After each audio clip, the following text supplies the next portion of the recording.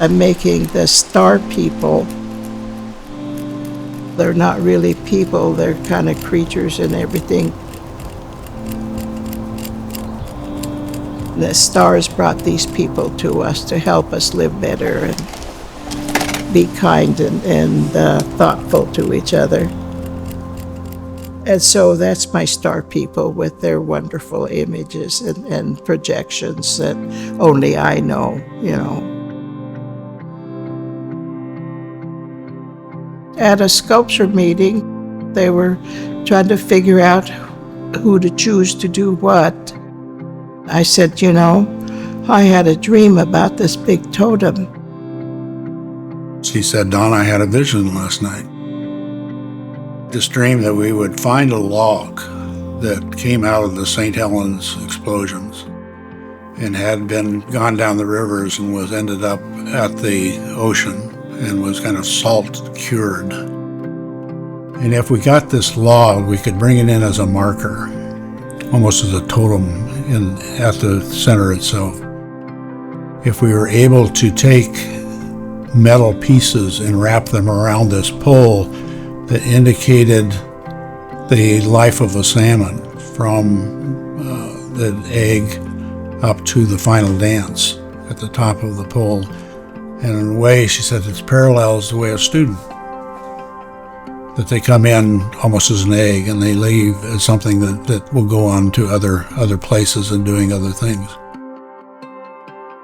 One of the things that really inspires me to continue with my public artwork is to let people know that we're still here. There's Indian women out there making artwork whose interest is to educate the public.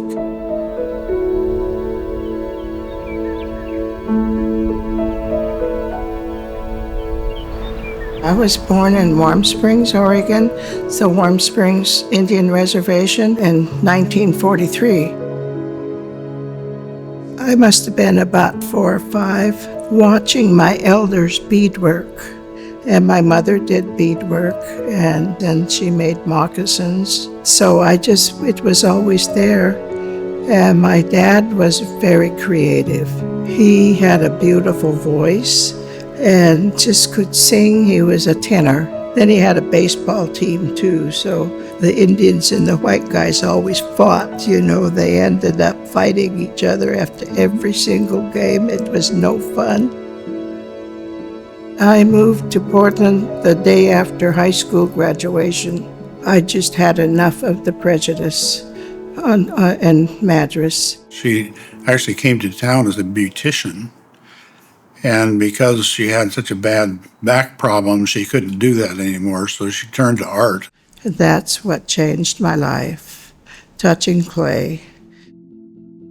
I just loved touching it, feeling it, smelling it, in all its stages, from moisture to dryness to fire. It just seemed to tie me to Mother Earth.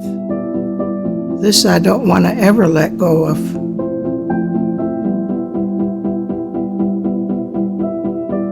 And I thought, well, I found my way, but I don't know what to do with it. I said, I gotta go talk to my elders. I went to Warm Springs, and I said, now, who am I? Who are my people, and where are we from? They told me that we came from the Columbia River Gorge, and we have lived there for thousands and thousands of years until the mid-1800s. The government moved the Washington people to Yakima, and they moved the Oregon side to Warm Springs, and I thought that's where we were always from. I said, I keep seeing this image. She had these big eyes, and she was huge, and I said, what does that mean? They said, her name is Shaglal, a she who watches. And there was a story that went along with it. I'm sitting there listening to all these beautiful words these elders were telling me. I just felt like I've been found. I found myself. When I did finally get to see She Who Watches, it was a profound sense of identity and strength that no one can take away from me ever. And that has carried me for 40-some years in this business.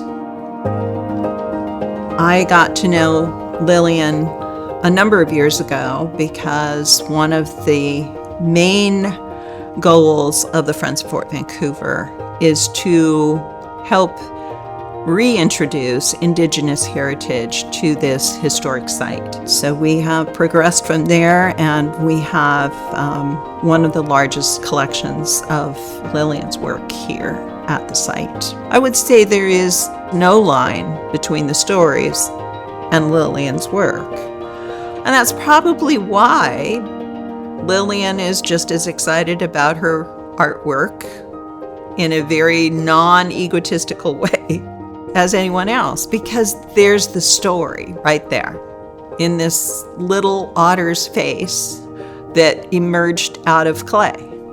It's as if it's the first time she's seen it, and so it's something that flows through Lillian. It is creation in many ways. You know, when I first moved to Portland in the mid-1980s, one of the things that surprised me is I knew there were Native people here. But you drive up and down the streets, you don't see any Native art. It's like we were erased. And probably about 3 or 4 years ago, we started doing more affordable housing development right here in this area. I wanted to make sure that these buildings looked and felt Native. So I wanted to make sure that when you drove down the street, it was going to be a Native building. And the first person I thought of was Lillian. If you look at what she's doing, she's using modern techniques, but on very organic materials, basalt rocks, etchings, engraving stones and images into these incredible pieces of just earth. One of the great gifts we have from Lillian is these monumental works of art.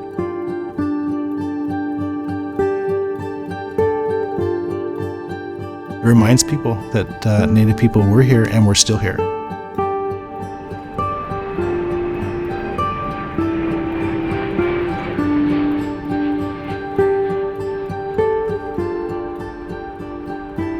What Lillian does is she places herself in the current timeline, but as guardian of the past. But I also feel as a visionary for the future.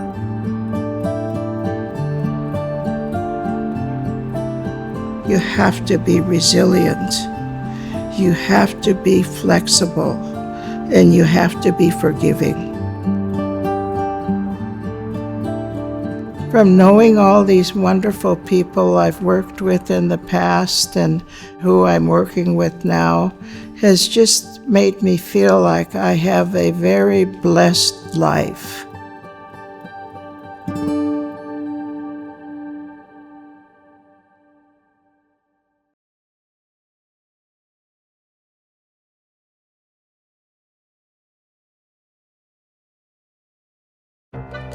Oregon Artbeat shares the stories of Oregon's amazing artists, and member support completes the picture.